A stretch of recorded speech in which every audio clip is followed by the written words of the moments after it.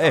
हिंदुस्तान की सरजमीन का आज आलम यह है, मुल्क कोने कोने पर मॉब लिंचिंग का दौर है, मुल्क कोने कोने पर नफरत का माहौल, मुल्क कोने कोने पर नफरत बयान दिए जा रहे हैं। अभी चंद दिन पहले उस जालिम ने एक बार फिर हमारे नबी की शान में गुस्ताखी की, जो कुछ दिन पहले और भी भौंक रहा था। और जानते हो, इतना बड़ा बुज़दिल मुल्क की तारीख में कोई हुआ ही नहीं।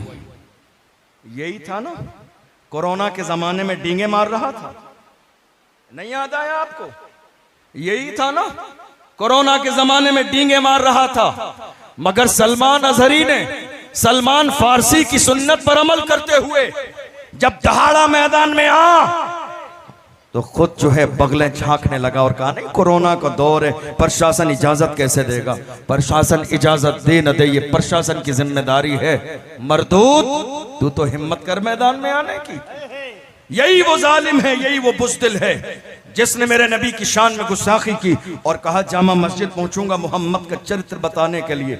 अरे हम तो चाहते हैं, बता तो सही, हम तो चाहते हैं बता तो सही, उस जात के सीरत और उसके चरित्र की शान ये है, जो सुन लेता है वो कलमा पढ़ के मुसलमान हो जाता है। हम तो कहते हैं जिक्र कर तो सही, नाम ले तो सही, बता तो सही, ताकि दुनिया को पता चल जाए कायनात के अंदर चांद के दो टुकड़े करने वाला अगर कोई है तो वो कोई और नहीं, आमिनार का लाल। हम तो कहते हैं बता तो सही। एक बार फिर उसने अपनी गंदगी और खबासत को जाहिर किया और मेरे नबी की शान में गुस्ताखी की। आज जरूरत इस बात की है कि हिंदुस्तान की सरकार अगर ये चाहती है कि मुल्क में अमन चैन कायम रहे तो जरूरत है ऐसे भौंकने वाले मेरे नबी की शान पर ऐसे लोगों को लगाम कसा जाए और इनकी जगह जेल की सलाखों के पीछे है, ताकि मुल्क सलामत रहे, जमहूरियत सलामत रहे, कौम सलामत रहे, मुल्क को आग में न झोंका जाए। तो ऐसे मुल्क के खिलाफ बयान देने वाले मुल्क के गद्दार दहशतगर्द लोगों को जेल की सलाखों के पीछे होना चाहिए, खुले आम तौर पर सांड की तरह नहीं घूमना चाहिए। इसलिए ये जेल की सलाखों में रहेंगे तो मुल्क का अमन चैन कायम रहेगा। और अगर ये बाज़ाब्ता इस्लाम और मुसलमानों के खिलाफ भौंकते रहेंगे तो याद रखिएगा मुल्क की सरजमीन पर चैन कायम नहीं रहेगा। आज हालत यह है, लोगों ने यह सोच लिया है कि कलमा पढ़ने वाले हिंदुस्तान की सरजमीन पर किराएदार हैं। इनको बताइए, इनको बताइए और ये एहसास दिलाइए। आज कई बार ऐसा होता है ना, बहुत सारे लोग हमारे परेशान हो जाते हैं, कहते हैं हजरत सब तरफ हमारी बात हो रही है, सोशल मीडिया पर हमारी बात, इलेक्ट्रॉनिक मीडिया पर हमारी बात, प्रिंट मीडिया पर हमारी बात, चैनल पर डिबेट हमारे बारे में, हर जगह हमारी बात। कभी नमाज के मसले, कभी निकाह के, कभी तलाक के, कभी खुला के, कभी इद्दत के, कभी वक्फ के, हर तरफ हमारी बात। मैं कहता हूं ऐ हुजूर के आशिकों घबराओ नहीं, बात उन्हीं की होती है जिनमें कोई बात होती है। घबराओ नहीं, परेशान न हो, वो दिन जरूर आएगा, तुम अपनी माथे की आंखों से देख लेना, वो दिन जरूर आएगा जब इस्लाम के दुश्मन नीज तो नाबूद हो जाएंगे, दुनिया के हर कोने पर रसूलुल्लाह के इश्क का झंडा लहराए। वो दिन जरूर आएगा, हम रहें या ना रहें, अल्लाह का फजल है मेरा इस्लाम रहेगा। मैं रहूं या ना रहूं पर मेरा कुरान रहेगा, मैं रहूं या ना रहूं मुस्तफा के नाम के चर्चे रहेंगे। और उनका जिक्र कितना बुलंद है, अर्श पे ताजा छेड़छाड़, फर्श पे तुरफा धूम धाम, कान जिधर लगाइए तेरी ही दास्तान। हिंदुस्तान की सरजमीन पर लोग भूल गए हमारी कुर्बानियां क्या हैं।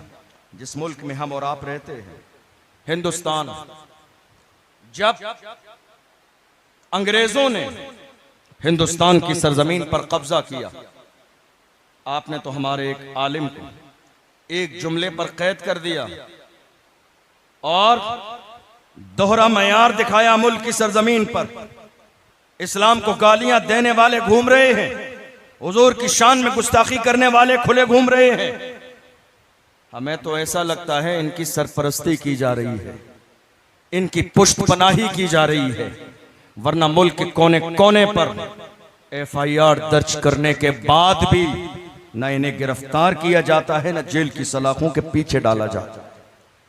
हाल ये है, हमारे एक शेर ने एक जुमला कहा, 8 महीने से ज्यादा हो गए, आपने जेल में डाल दिया, तुम्हें अंदाजा भी नहीं।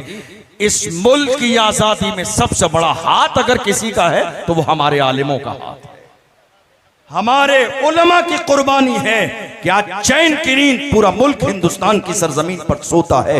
वरना जिस तरह अंग्रेजों ने गुलामी की जंजीरों में कैद कर दिया था, दुनिया सिसक रही थी, इंसानियत सिसक रही थी। ये कोई और नहीं था, मुल्क की आजादी के लिए आवाज उठाने वाला, जिसने जिहाद का फतवा दिया, वो एक आलिम था। दुनिया जिसे अल्लामा फजल हक खैराबादी के नाम से जानती है, वो एक आलिम दीन जिन्होंने मुल्क की आज़ादी के लिए जिहाद का फतवा दिया।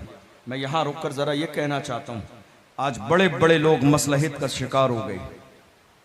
मैं सलाम करता हूँ उस मर्द कलंदर को जो आलिम नहीं, फाजिल नहीं, मौलाना नहीं, मुफ्ती नहीं, हाफिज नहीं, कारी नहीं, कोई पीरे तरीक़त नहीं, मस्जिद का इमाम नहीं, फिर भी उसने नामूस रिसालत पर मुल्क के अंदर इतनी बड़ी रैली निकाली है, रहती दुनिया तक उसे याद रखा जाएगा। आज हर मुसलमान को, हर आलिम को, हर पीर को, हर नामूस रिसालत के पहरेदार को यह सोचना चाहिए, हुजूर की इज्जत सबसे बड़ा मसला है, नामूस रिसालत सबसे बड़ा मसला है। आज अगर नहीं बोलेंगे तो कौन सा दिन आएगा बोलने के लिए?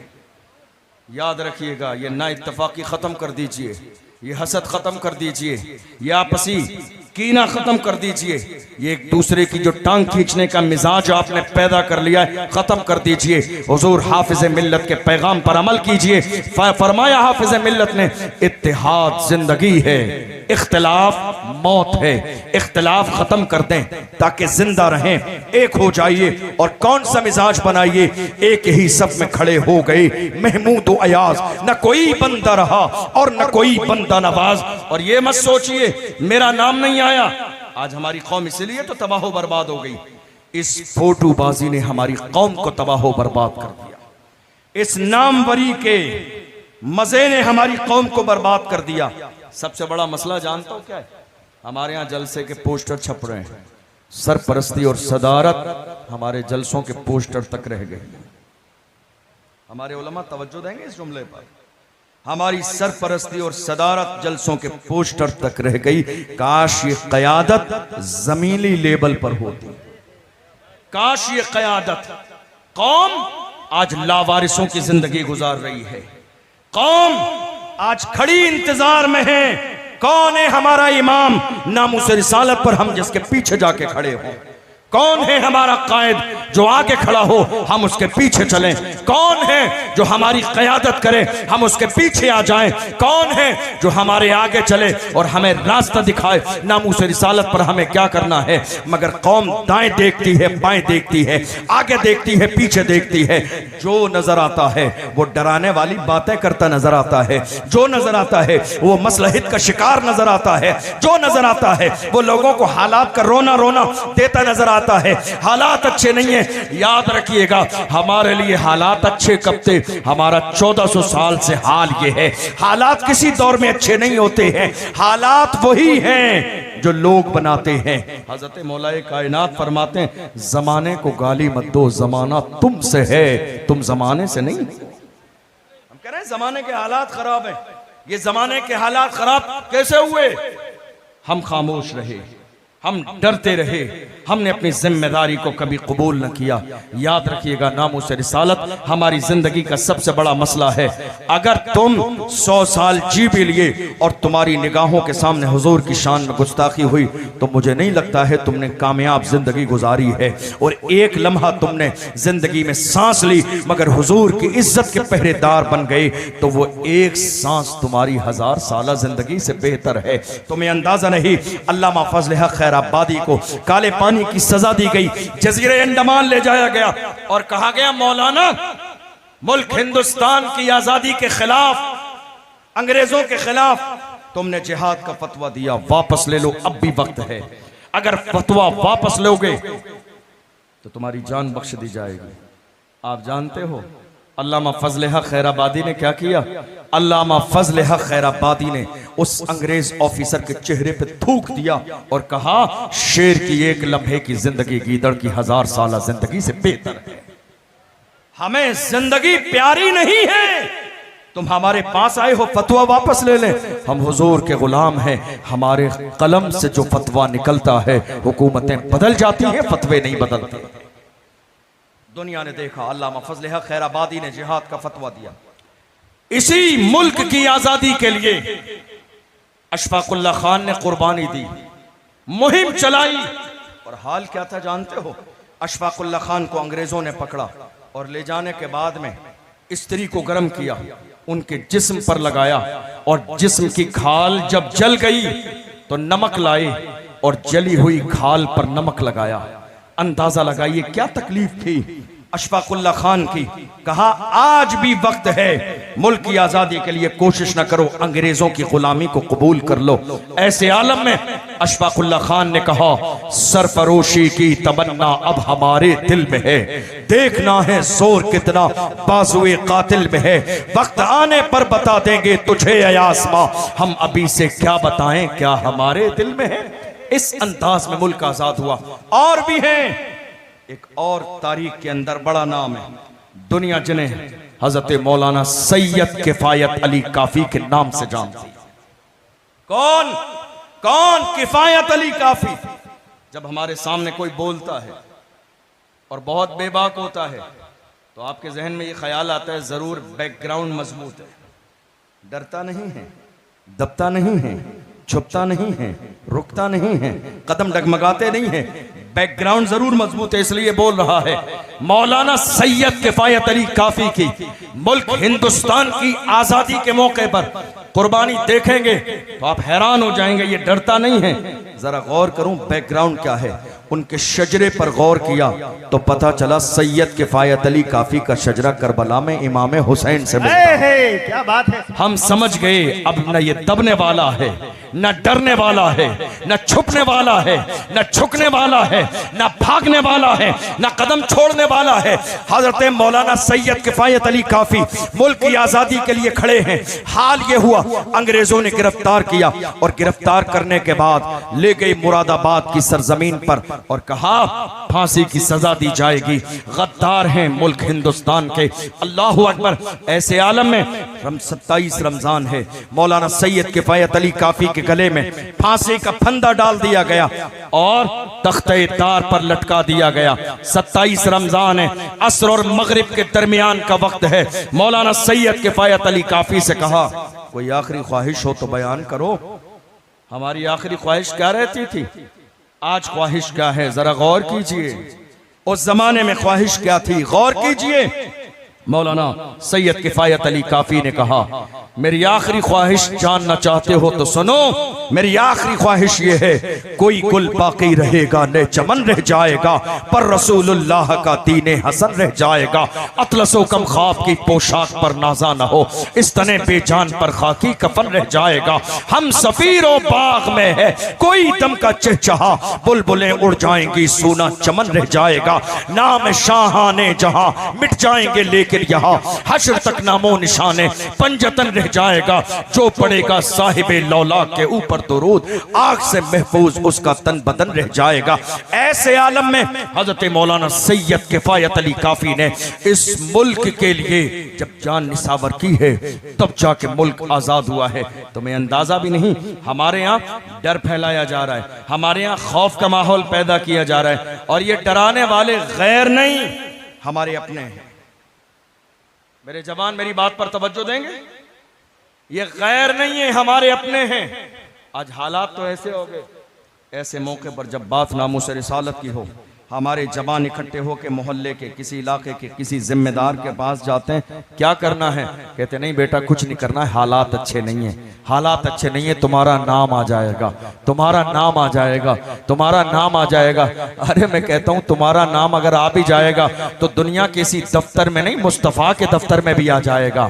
ये नाम फिर एक जगह नहीं आएगा, हुजूर के नाम पे मरने मिटने वालों में नाम आ जाएगा। खादिम हुसैन रज़वी का नाम कई सौ जगह आया और वो FIR दर्ज कराई गई। जब उनका इंतकाल हुआ लोगों ने कहा वापस लेते FIR, कहा नहीं, कब्र में रख देंगे, हिसाब मुस्तफा की बारगाह में, कब्र में रख रख देंगे साथ में, हिसाब मुस्तफा की बारगाह में होगा। अरे नाम आ जाएगा तो क्या हो जाएगा, इसी दफ्तर में नाम नहीं, गुंबदे खजरा के मकी के दफ्तर में भी नाम आ जाएगा। और याद रखो, डरे वो, शर्मिंदा वो हो, घबराएं वो जो जिना करके जेल जाते हैं, डरे वो जो शराब पी के जेल जाते हैं, डरे वो जो कत्ल करके जेल जाते हैं, डरे वो जो चोरी करके जेल जाते हैं। अगर हम जेल भी जाएंगे तो मुस्तफा के नाम पे जाएंगे, हुजूर की गुलामी के नाम पे जाएंगे, नामूस रिसालत के नाम पे जाएंगे। और हम तो बड़े फख्र के साथ कहते हैं, ये असीरी भी मेरी सुन्नते आबाई है। कोई ऐसी चीज नहीं है, डरिए मत। हुजूर की इज्जत की बात आ जाए, मरने और मिटने का जज्बा पैदा कीजिए। आपको मालूम है आज डराया जा रहा है, और कौन? दुनिया जिसे बहादुर शाह जफर के नाम से जानती है। कौन बहादुर शाह जफर? रंगून की जेल में जिसके दोनों शहजादों के सर काट के उसके सामने थाली में रख के पेश किए गए और कहा गया हालात अब तुम्हारे हक में नहीं है, बात खत्म हो गई, दौर खत्म तुम्हारा। अंग्रेजों ने कहा था दमदमे में दम नहीं, अब खैर मांगो जान की। ए जफर, ठंडी हुई शमशीर हिंदुस्तान की, तो बहादुर शाह जफर ने कहा था गाजियों में बू रहेगी जब तलक ईमान की, गाजियों में बू रहेगी जब तलक ईमान की, तख्ते लंदन तक चलेगी तेग हिंदुस्तान की। गाजियों में बू रहेगी जब तलक ईमान की, तख्ते लंदन तक चलेगी तेग हिंदुस्तान की। तुम्हें अंदाजा भी नहीं, दुनिया जिसे हमारा शेर टीपू सुल्तान के नाम से जानती है। कौन? टीपू सुल्तान। आज हमारे लोग हमें डराने में लगे हैं, वरना हाल यह है हमारी तारीख में एक भी बुज़दिल नहीं है, हमारी तारीख में एक भी डरने वाला नहीं है। मेरी कौम के जवानों, ये नाचने गाने वाले तुम्हारे हीरो नहीं, फिल्म बनाने वाले तुम्हारे हीरो नहीं।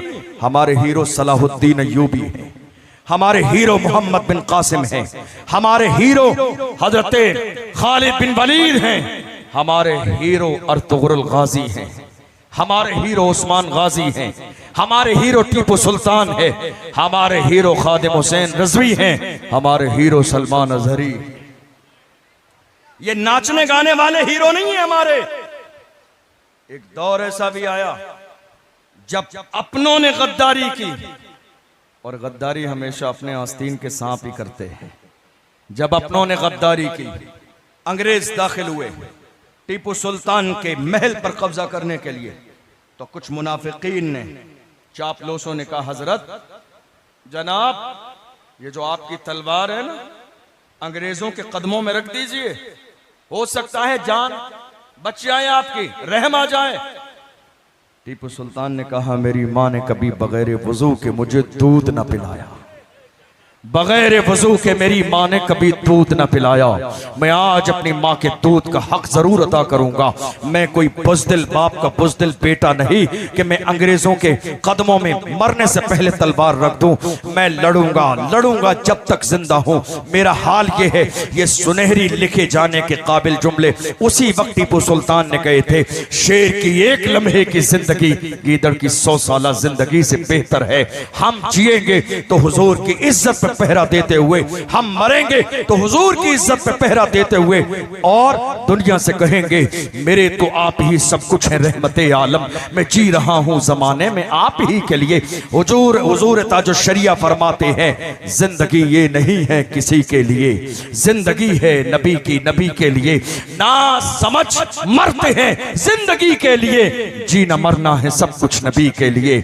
ऐ मेरी कौम के जवानों, तुम दुनिया के शराब और शबाब में डूब जा रहे हो। तुम ये सोच रहे हो दुनिया की जिंदगी सब कुछ है, हरगिज नहीं। ये जमीन फानी है, ये जमान फानी है, ये दुनिया मिटने वाली है। बाकी रहने वाली सिर्फ अल्लाह की जात है। बाकी रहेगा तो मुस्तफा का नाम रहेगा। इसलिए जमाने से रिश्ता तोड़कर रिश्ता जोड़ना है तो मुस्तफा जाने रहमत से रिश्ता जोड़ो, हुजूर की बारगाह से रिश्ता जोड़ो। हुजूर की बारगाह से रिश्ता जोड़ोगे तो इंशाअल्लाह हुजूर के कदमों की बरकत से अल्लाह तुम्हें भी इज्जत वाला बना। आज हम हुजूर की इज्जत की बात कर रहे हैं।